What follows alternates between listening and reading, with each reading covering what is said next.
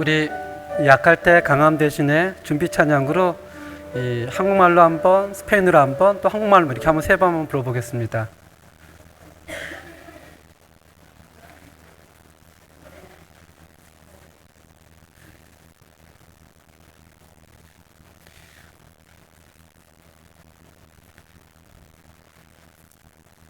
우리 한국말로 한번, 스페인어로 한번, 한국말로 한번, 스페인어 한번 이렇게 한번 불러보겠습니다.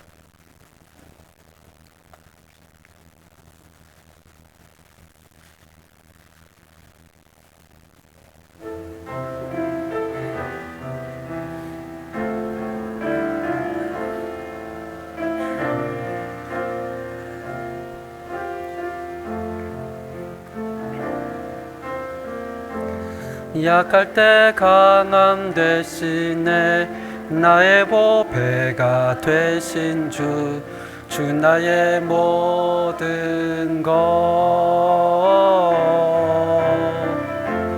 주 안에 있는 보물을 나는 포기할 수 없네. 주 나의 모든 것.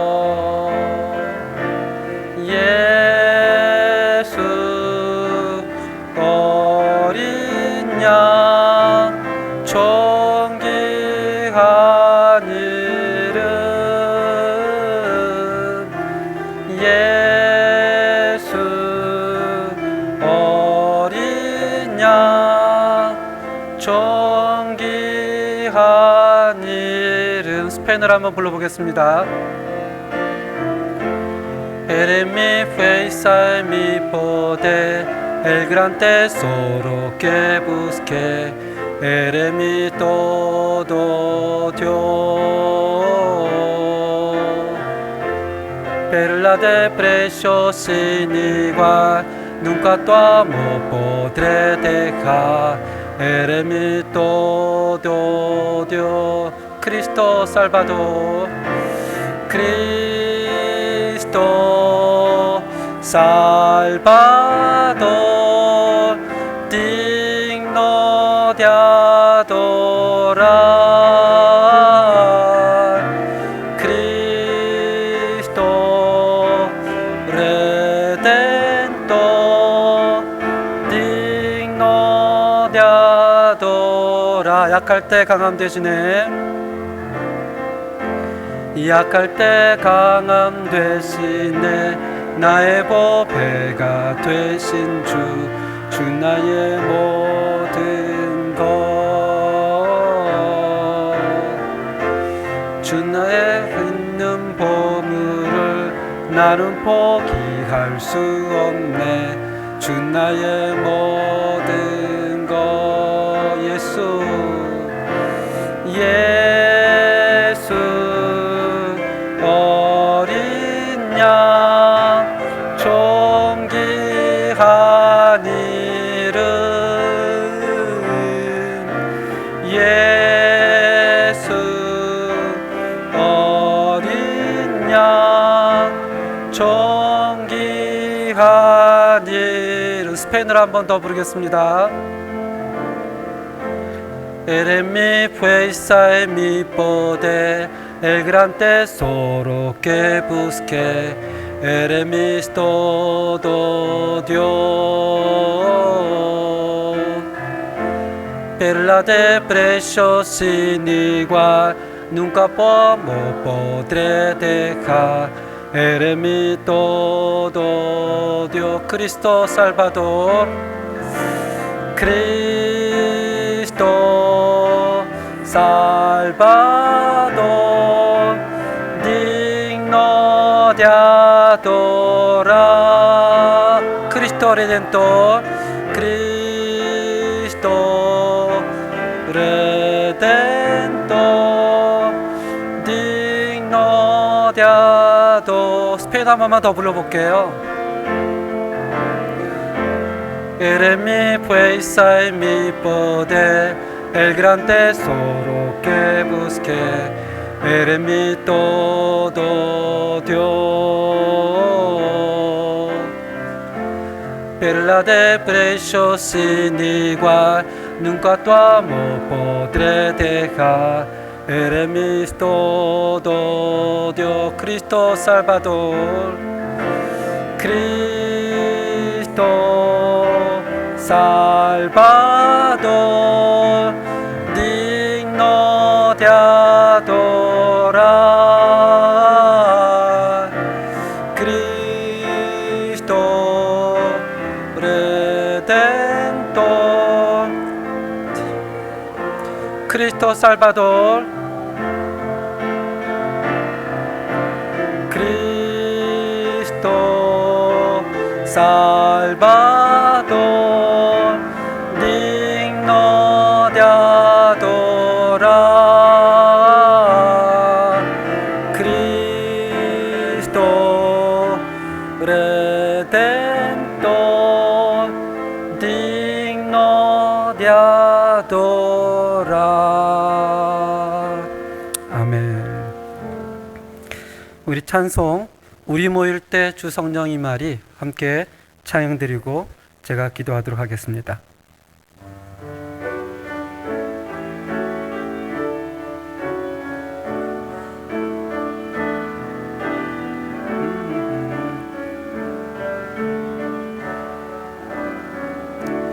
우리 모일 때 주 성령 임하리, 우리 모일 때 주 이름 높이리. 우리 마음 모아 주를 경배할 때 주님 축복하시리. 주님 축복하시리. 우리 모일 때, 우리 모일 때 주 성령 임하리. 우리 모일 때 주 이름 높이리. 우리 마음 모아 주를 경배할 때 주님 축복하시리. 주님 축복하시리. 제가 기도하고 기도 이후에 우리 사라선교회에서 특성으로 예배를 위하여 찬양을 하겠습니다. 제가 기도하겠습니다. 하나님 아버지, 또 하나님께서 우리를 오후에도 불러주시고 주의 말씀을 나눌 수 있는 은혜를 주심을 감사하게 생각합니다. 하나님의 은혜를 우리가 매일 고백할 수 있도록 인도하여 주옵소서. 우리의 뜻대로 돼도 또 때로는 우리의 뜻대로 되지 않아도 언제나 하나님은 그 자리에 계시며 우리를 지켜보시고 우리를 눈동자같이 인도하신다는 사실에 우리가 감격하여 기도할 수 있도록 인도하여 주옵소서. 오늘 예배도 정말 하나님께 드려지오니 하나님 영광 받아주시고 주의 이름을 부르는 자에게, 주의 이름을 찬양하는 자에게 주께서 축복하시고 인도하여 주시옵소서. 예수님의 이름으로 기도합니다. 아멘.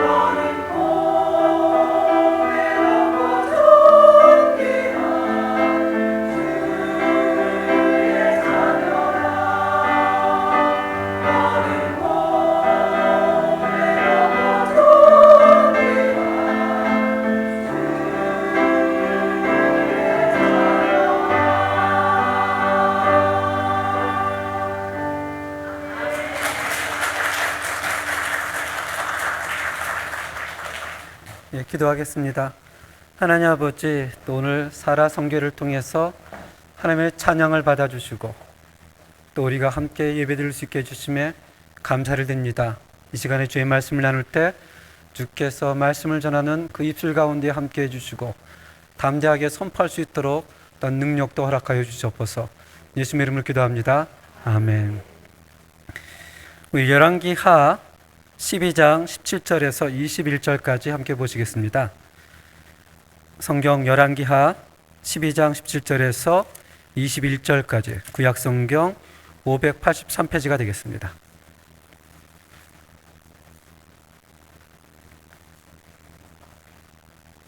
열왕기하 12장 17절에서 21절까지입니다. 우리 한 절씩 교독하겠습니다. 그때 아람 왕 하사엘이 올라와서 가드를 쳐서 점령하고 예루살렘을 향하여 올라가고자 하므로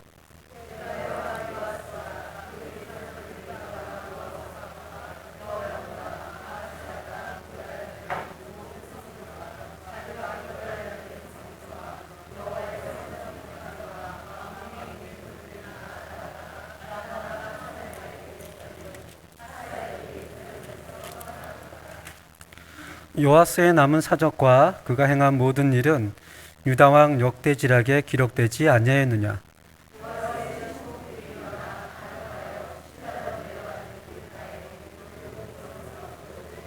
함께 읽겠습니다. 그를 쳐서 죽인 신복은 시므아스의 아들 요사갈과 소멜의 아들 여호사밧이었더라. 그는 다윗 성에 그의 조상들과 함께 장사되고 그의 아들 아마샤가 그를 대신하여 왕이 되니라. 아멘. 저번에 저희 그레이스 선교회에서 찬양을 할 때는 칠레 교민사에서 그 또래는 그레이스 선교회가 제일 아름다운 줄 알았습니다. 오늘 또 사라 선교회가 이렇게 찬양을 하니까 동일하게 아름답습니다. 참 목사가 그렇죠. 여기부터 다 저기부터 다. 둘 다 너무나 아름답습니다. 우리가 오후 예배 때는 북이스라엘과 남유다가 갈라진 이후에 있는 9명의 왕들에 대해서 지금 은혜를 나누고 있습니다. 기억을 하실지 모르겠지만 첫 번째 왕, 북이스라엘의 초대 왕이죠. 자기의 권력을 지키기 위해 자기의 왕국을 세우기 위해 자기 생각과 방법대로 최선을 다했던 왕, 그 사람은 여로보암입니다. 사람들이 예루살렘에 가지 않고 자기가 세워놓은 베델과 단에 송아지를 세워놓고 전부 이리로 오라. 백성들에게 우상 숭배를 했던 그런 왕이었습니다. 두 번째 왕은 아쉬울 땐 하나님을 찾더니 먹고 살만하니까 하나님을 외면했던 왕, 남유다의 아사 왕입니다. 세 번째 왕은 이스라엘 역사 가운데 가장 악했던 왕, 근데 아이러니하게도 북이스라엘에서 가장 강력했던 왕, 엘리야하고 바로 그냥 맞짱을 떴던 왕, 누구예요? 아합 왕입니다.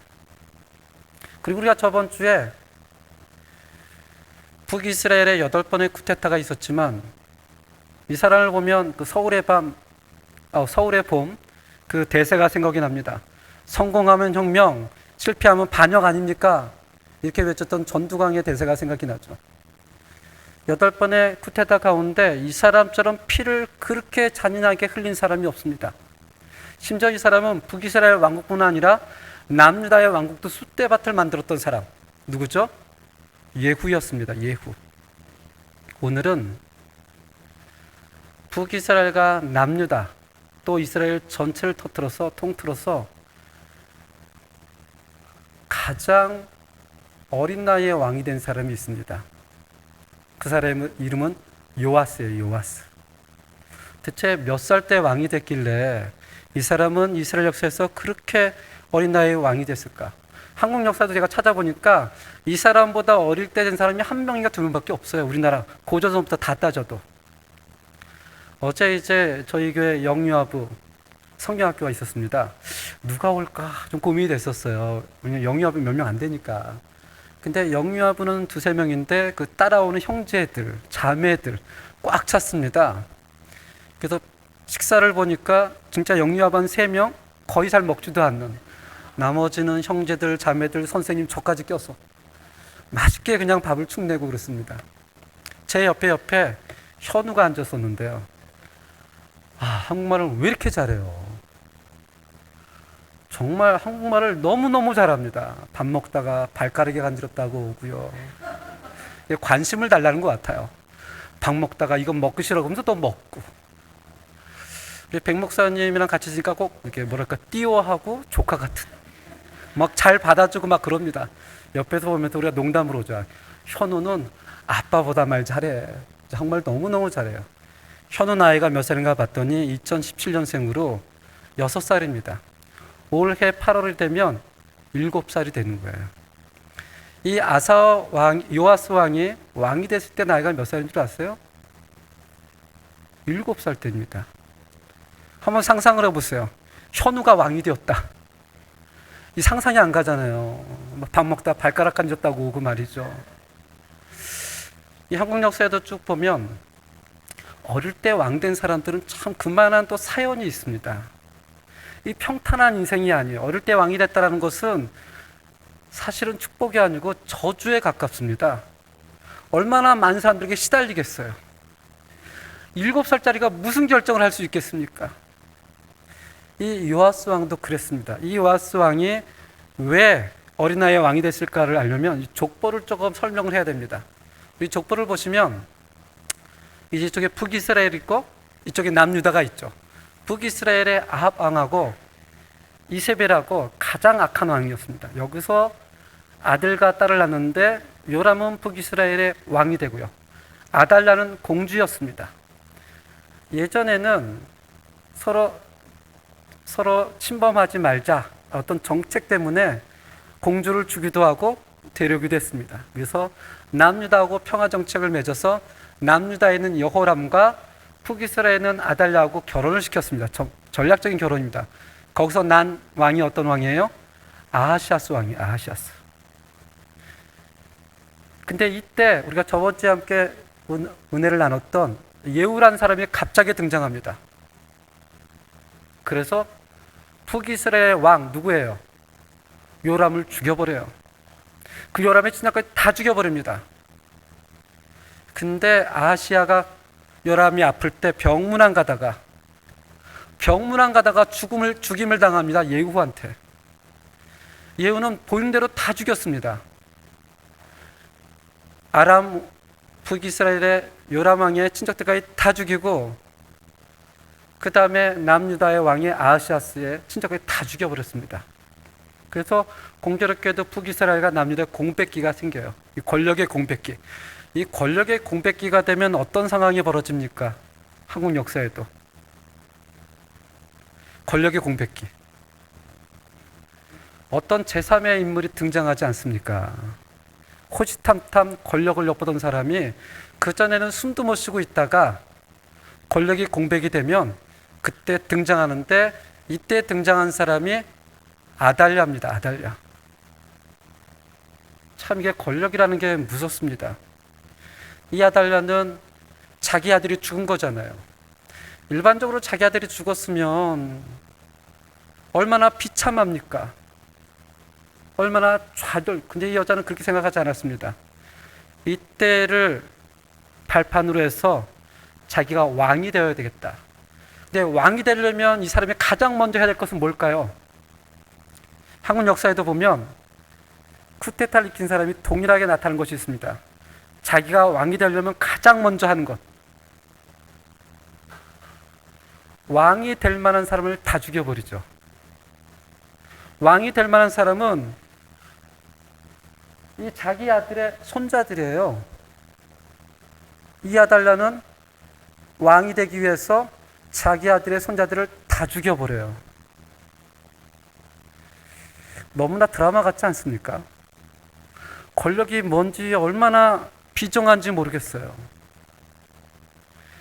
우리는 권력을 가져보지 않아서 에이 사람이 저럴까라고 생각하겠지만 사실은 우리나라의 역사만 봐도요 권력은 굉장히 비정합니다. 지금 한국에서 4월 총선을 앞두고 이 공천 과정을 가끔 뉴스를 통해서 보면 제가 정치는 잘 모르지만 참 별의별 일이 다 일어납니다. 어제 저기 오늘의 친구가 되고 어제의 친구가 오늘의 적이 돼요. 언제나 무엇을 기준으로 나눕니까? 권력을 중점으로 해서 내게 있느냐, 이익이 있느냐, 없느냐로 나누지 나하고 친했느냐 안 친느냐로 나누지 않습니다. 권력은 참 비장합니다. 조선 왕조 가운데 가장 비극적인 이야기가 있지 않습니까? 자기 아들을 뒤주에 가둬서 죽였던 영조. 물론 거기에 대해서 여러 가지 이론이 분분하지만 아니 그래도 어떻게 자기 아들을 그냥 칼로 죽이는 것도 아니고 어떻게 땡볕에 있는 뒤주에 가둬서 죽일 수 있을까? 이 권력이라는 게 사람의 눈을 그렇게 멀게 합니다. 또는 소현세자와 인조의 갈등, 드라마에서도 많이 보죠. 물론 역사책에는 전염병으로 죽었다고 하지만 사실은 야설에 의하면 독살에 의한 가능성이 굉장히 큽니다. 또 홍성대원군과 그 왕권을 찾으러 갔던 이 고종의 암투. 권력을 가져보지 않은 사람들은 인간이 그럴 수 없어 하지만 권력의 맛을 본 사람들의 이 내면은 무섭습니다. 이 아달랴가 그랬어요. 이 권력의 공백기에 내가 왕이 되겠다. 자기의 친손자들이 있는데 다 죽여버려요. 어제 성경학교 있는데 옆에 현우가 있고 그 다음에 이제 그 이성희 집사님 딸이 뉴질랜드 왔습니다. 그 따님이 그래서 이제 손녀가 앉아 있었고 옆에는 하나가 있었고요. 세 명이 앉아 있는데 막 자랑합니다. 갑자기 하나가 그래요. 나는 친할머니 한 개 있어. 그때 옆에 나도 있어. 나도 있어. 저쪽에서 나는 2명 있어. 친할머니 외할머니. 아이들은 먹다가 막 자랑을 해요. 우리 친할머니는 가까이 있어. 그랬더니 현우가 우리 친할머니는 한국에 있어. 이 할머니에 대한 사랑을 아이들이 받고 자랄 나이에 이 아달랴는 다 죽였어요. 근데 여기서 유일하게 살아남은 사람이 있어요. 그 사람이 이제 막 태어난 누구예요? 요아스입니다. 이제 태어난 지 며칠 되지 않은 정말 극적으로 살아나는데 이 사람을 구해준 사람이 그 당시 제사장 여호야다입니다. 여호야다가 요아스를 데리고 어디로 쓰냐면 성전에 가서 숫습니다. 6년 동안. 이상하죠? 아니, 성전은 이렇게 사람들이 와서 예배를 드리는 곳이고 제사를 드리는 곳이고 찬양하는 곳인데 어떻게 6년 동안 틀키지 않았을까? 방법이 있었습니다. 아달랴는 6년 동안 성전에 가서 예배를 안 드렸어요. 우상을 섬겼습니다. 자기 손자들을 다 죽여버리고 다 죽었다고 생각을 했어요. 그리고 6년 동안 남유다에서 우상을 섬기며 성전은 방치되어 있었습니다. 그래서 요아스가 6년을 성전에 숨어 삽니다. 6년이 지난 다음에 제사장 여호야다가 이 아달랴를 죽이고 요아스를 7살 때에 왕으로 등극하는 사건이 우리 오늘 읽었던 본문 말씀입니다. 우리 열왕기하 11장 20절 한번 찾아보겠습니다. 열왕기하 11장 20절. 열왕기하 11장 20절에 보면 아달랴의 죽음을 기록합니다. 11장 20절, 21절 함께 읽겠습니다. 시작. 온 백성이 즐거워하고 온 성이 평온하더라. 아달랴를 무리가 왕궁에서 칼로 죽였더라. 요아스가 왕이 될 때에 나이가 7세였더라. 아멘. 그래도 다행인 것은 이 요아스 옆에 있는 제사장 여호야다가 정말 괜찮은 사람이었습니다. 정말 괜찮은 사람. 사실은 7살짜리가 무엇을 판단하고 무엇을 다리겠어요. 이놈 하면 그냥 꼼짝없는 애인데. 근데 이 제사장은 여호야다의 멘토로서 그의 삶을 지켜줍니다. 근데 성경에 여호와 12장 2절에 보시면 이상한 뉘앙스로 우리에게 말하고 있습니다. 한번 12장 2절 한번 읽어보시기 바랍니다. 12장 2절. 시작. 요아스는 제사장 여호야다가 그를 교훈하는 모든 날 동안에는 여호와 보시기에 정직히 행하였으되. 좀 이상하지 않습니까? 그냥 그가 정직히 살았다 이렇게만 말을 하고 있는 것 같지는 않아요. 뭔가 이 구절 가운데 숨은 뜻이 있는 것 같습니다. 어떤 뜻인 것 같습니까? 어떤 뜻 같아요? 예? 이 말이 한 번만 나온 것이 아니고요. 역대하 24장 14절 하반절에 보면 이거하고 이게 배경이 똑같은 구절입니다. 여기서도 이렇게 얘기합니다. 함께 읽겠습니다. 여호와에다가 세상에 사는 모든 날에 여호와의 전에 항상 번제를 드렸더라. 똑같은 얘기죠. 성경은 지금 무엇을 얘기하고 싶어 한 걸까요? 이 사람이 신앙이 좋았더라는 걸 얘기하고 있는 것이 아닙니다. 이 사람이 여호와에다가 살아있을 동안에는 하나님께 예배드렸고 성실했더라. 근데 그 이면은 이런 얘기가 있어요. 여호와에다가 죽은 다음에는 어떻게 됐더라? 그가 그러지 않았다는 걸 고발하고 있는 것입니다. 이 구절을 보면 우리가 너무나 유명한 두 구절이 생각이 납니다. 여호수아 24장 31절, 사사기 2장 7절에 보면 똑같은 구절인데 우리 첫 번째 구절만 한번 읽어보겠습니다. 시작. 이스라엘의 여호수아가 사는 날 동안과 여호수아 뒤에 생존한 장로들 곧 여호와께서 이스라엘 위하여 행하신 모든 일을 아는 자들이 사는 날 동안 여호와를 섬겼더라. 이거 상당히 고도적으로 얘기하는 겁니다. 이들이 잘 섬겼더라 라고 얘기하는 것이 아니라 여호수아가 사는 날 동안 그 장로들이 사는 날 동안에는 신앙이 좋았더라. 그 뒤에는 그렇지 않았다는 거예요. 그래서 사사기에 보면 계속해서 반복해서 하는 이야기가 그때 이스라엘의 왕이 없으므로 사람이 어떻게 해요? 각기 속여놓은 대로 행하였더라. 이 구절이 정확하게 오늘 본문하고 같습니다. 요아스가 여호야다라는 제사장이 살았을 때에는 하나님을 잘 섬겼더라. 그러나 그가 죽은 뒤에는 하나님을 섬기지 않았다는 것을 사실은 얘기하고 싶은 거예요. 얘기하고 싶은 거예요. 누군가에게 멘토가 있다는 것은 너무나 행복한 일이죠. 너무 행복한 일이다. 그 사람을 통해서 신앙이 성숙되어지고 그 사람을 통해서 하나님을 안다는 것은 너무나 행복한 일입니다. 그런데 멘토라는 것은 평생 우리와 함께 하지는 않습니다. 사랑하는 부모님도 언젠가는 떠나게 되고 사랑하는 아내와 남편도 언젠가는 떠나게 되죠. 이 여호야다가 있을 경우에는 요아스가 하나님을 섬겼지만 성경은 얘기합니다. 그가 떠나자 그러지 않았다. 그리고 오늘 본문 말씀을 한번 보겠습니다. 12장 17절 우리가 함께 읽었던 12장 17절입니다. 시작. 그때 아람왕 하사엘이 올라와서 가드를 쳐서 점령하고 예루살렘을 향하여 올라오고자 하므로 아멘. 여호야다가 없는 가운데 아람이라는 국가가 쳐들어왔습니다. 위기죠. 위기. 근데 사실 어떻게 보면 위기가 아닙니다. 인류 역사가 출발하고 지금까지 최근이 전쟁이 제일 없는 시대고요.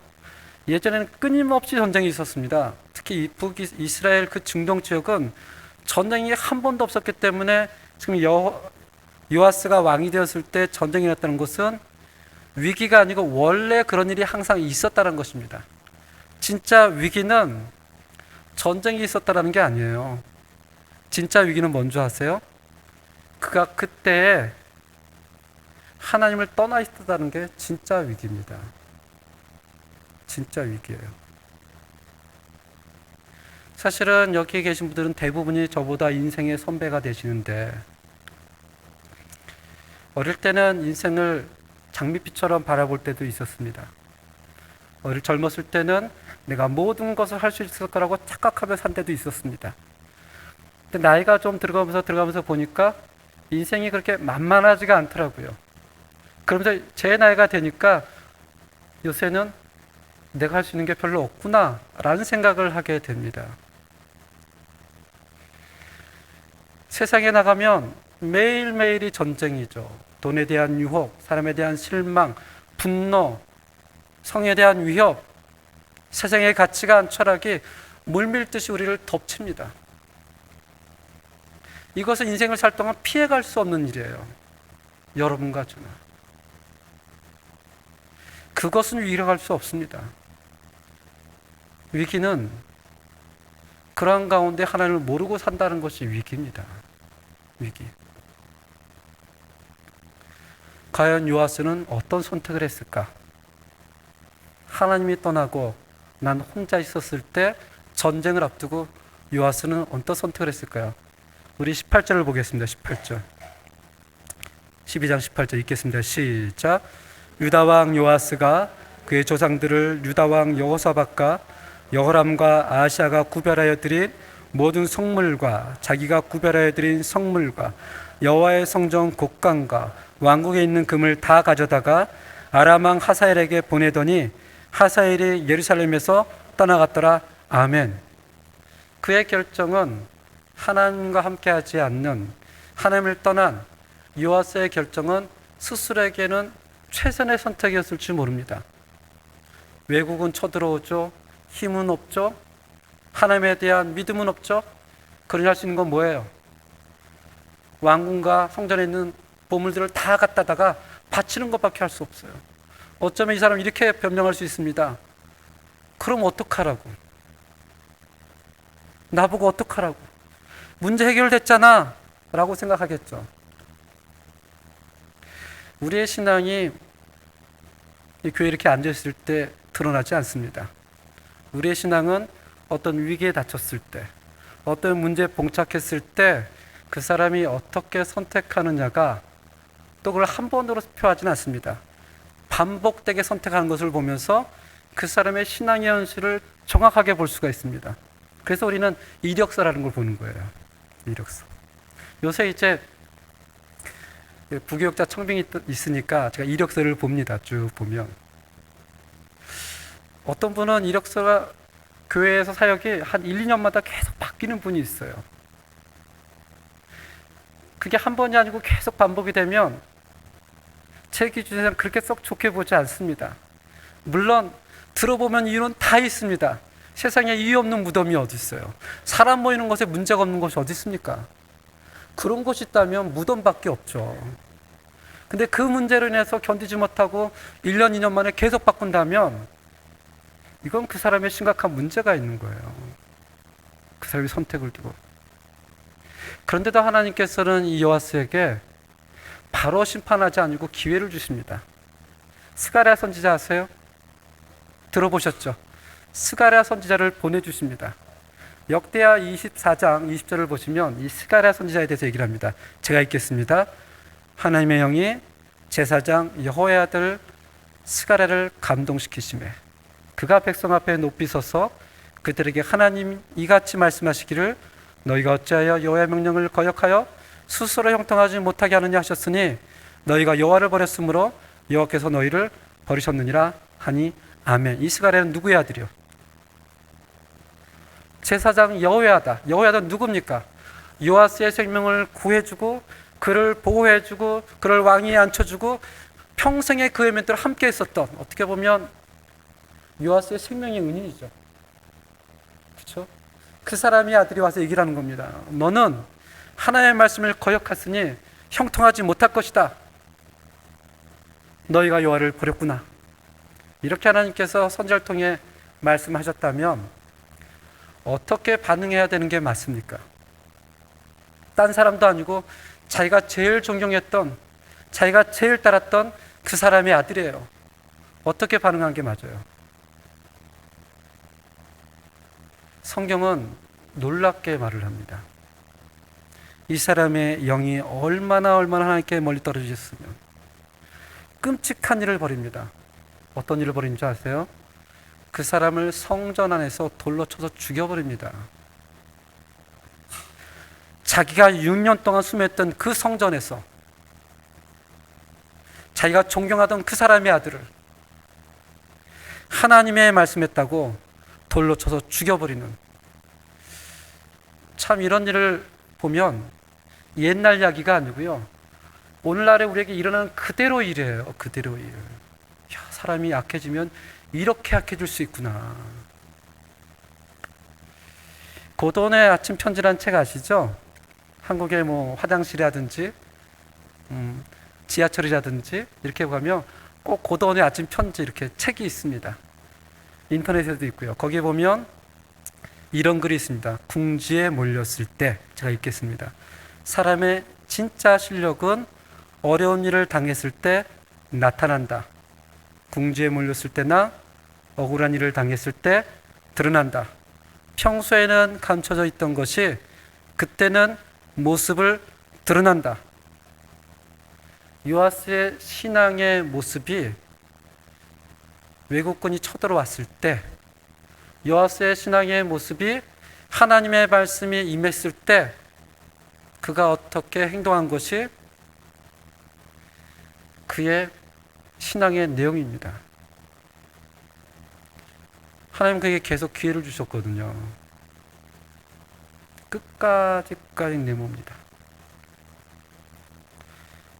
오늘 본문에서 20절 함께 보시기 바랍니다. 20절입니다. 시작. 요아스의 신복들이 일어나 반역하여 실라로 내려가는 길 가에밀로 밀궁에서 그를 쳐 죽였고, 요아스는 자기가 가장 신뢰했던 신복들에 의해서 비참한 죽음을 맞이합니다. 그는 여호야다가 살아있는 동안은 깨어 있었고 바른 신앙을 했지만 그 사람이 사라지자 신앙의 모습이 사라집니다. 사실은 여기 계신 분들은 다 자녀들 이제 보내신 분들이니까 이해하실 거예요. 품 안의 자식이라고 데리고 있을 때는 어떻게든지 할 수 있잖아요. 어떻게든지 신앙생활도. 근데 떠나고 나면 이게 참 마음처럼 안 됩니다. 특히 신앙은 더더욱 마음처럼 안 돼요. 아무리 아버지가 굳건히 있어도 아버지가 목사요, 목사 할아버지가 도요 신앙 마음대로 안 되더라고요. 그냥 아빠가 있으면 무서워서 말 들을 뿐이에요. 그래서 교회에서도 어떤 목사님이 훌륭한 목사님이니까 하면 이렇게 얘기를 합니다. 목사가 사역을 통해서 자기를 바라보게 한다면 그 사람은 악한 사람이다. 목사는 사역을 통해서 하나님을 바라보게 하고 성경을 읽게 하는 사람이 그 사람이 훌륭한 목사다라고 얘기를 합니다. 그 말이 맞습니다. 우리가 함께 신앙생활을 해가지만 함께 위로하고 세워가지만 누군가 자기를 바라보게 신앙생활을 하게 한다면 그것은 그 사람이 사라졌을 때 굉장한 비참한 말로를 맞이하게 됩니다. 바울은 자기가 가장 사랑했던 신실한 디모데에게 이렇게 얘기를 하죠. 우리 함께 읽겠습니다. 시작. 모든 성경은 하나님의 감동으로 된 것으로 교훈과 책망과 바르게 함과 의로 교육하기에 유익하니 이는 하나님의 사람으로 온전케 하며 모든 선한 일을 행할 능력을 갖추게 하려 함이라. 아멘. 자기가 감옥에 있으면서 그에게 나를 바라봐라고 얘기하잖아요. 무엇을 바라봐라? 하나님의 말씀을 바라봐라.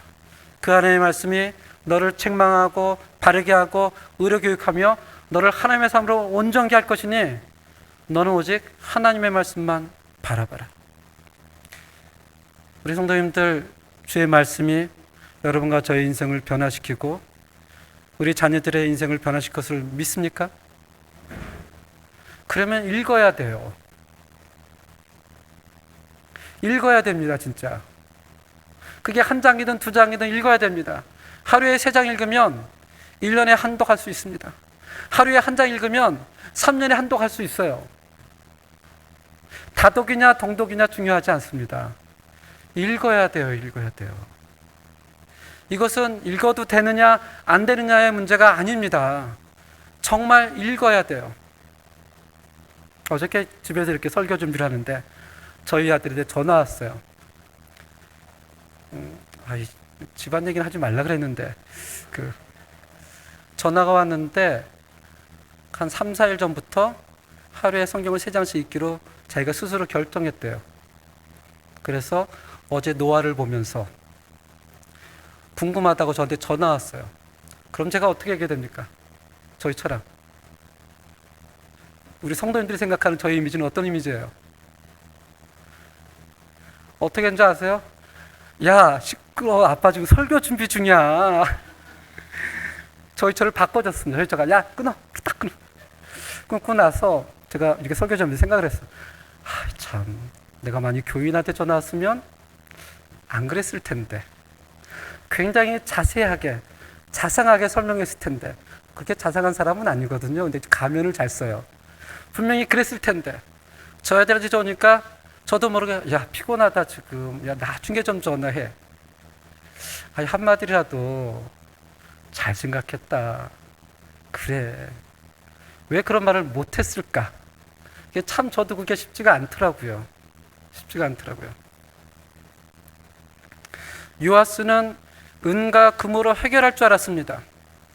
분명히 이 사람은 최선의 선택을 한 거예요. 그런데 최악의 선택을 한 거예요. 저는 우리 성도님들께서 정말 누가 이 자리에 와도 목사를 의지하지 마세요. 누가 와도 하나님의 말씀을 의지하길 바랍니다. 여러분들의 신앙의 거듭남에 굳건히 서기를 바랍니다. 아멘. 우리 함께 십자가 그 사랑 찬양 드리면서 찬양 드리고 기도하고 제가 축도로 마치겠습니다. 십자가 그 사랑, 아까 우리 성교에서 불렀던 찬양입니다.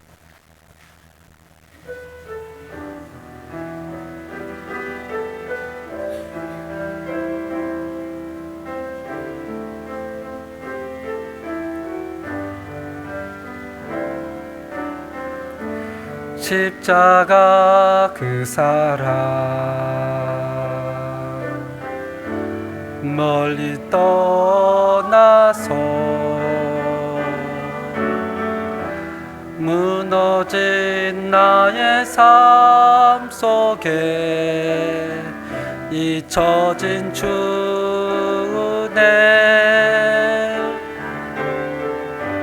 돌 같은 내 마음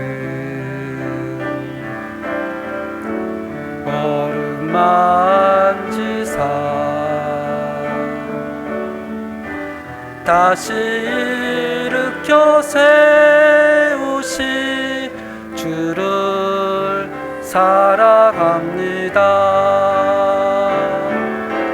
주 나를 보하시고 날 붙드시리. 나는 보배롭고 존귀한 주님의 자녀라. 주 나를 보하시고 나 붙드시리. 나는 보배롭고 존귀한 주의 자녀라. 아멘.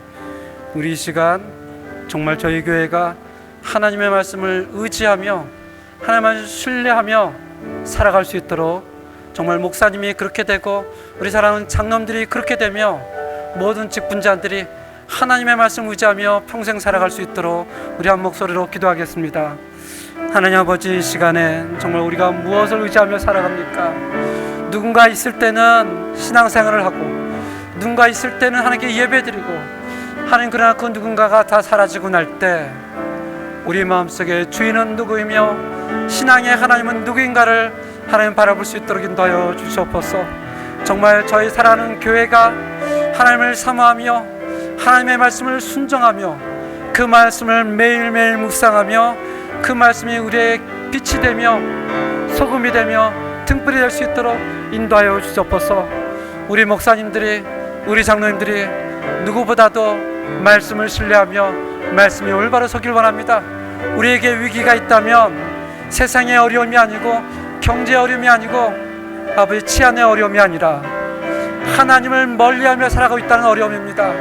아버지 하나님, 다시 한번 하나님을 기억하며 하나님의 말씀 앞에 엎드리며 하나님을 귀히 여기며 우리의 주인으로 받아들이며 살아갈 수 있도록 저희 교회를, 우리 모든 사람을 하나님 붙잡아 주시고 축복하여 주시옵소서. 주리시.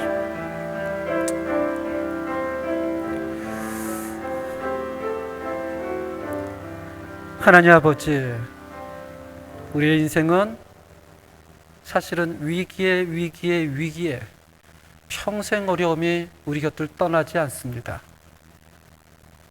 그것이 우리에게 위기를 갖다 주는 것이 아니라 우리가 하나님을 멀리 있다는 것이 정말 위기입니다. 하나님, 누가 옆에 있을 때는 잘할 수도 있고 누가 옆에 붙들어주면 세울 수 있지만, 그러나 이 세상은 그 누군가는 다 떠나고 하나님과 나와의 서 있을 때가 있습니다. 하나님, 그때에도 하나님의 말씀을 사모하며 하나님 우리의 주인으로 고백할 수 있는 은혜가 우리 교회에 있도록 인도하여 주시옵소서. 저희 교회 직분자들이 정말 그러한 마음으로 하나님을 사모할 수 있도록 인도하여 주시옵소서. 그래서 비록 우리의 삶이 곤고하고 어려운 가운데 있어도 하나님을 다시 한번 고백하면서 하나님의 선하심을 비춰가며 살아갈 수 있도록 우리에게 능력을 허락하여 주시옵소서. 지금은 우리 주 예수 그리스도와 은혜와 하나님의 사랑과 성령님의 교통하심이, 하나님의 말씀이 우리의 등불이요 빛으로 살아가길 원하는 모든 성도님들 머리 위에 지금부터 영원까지 함께할지어다. 아멘.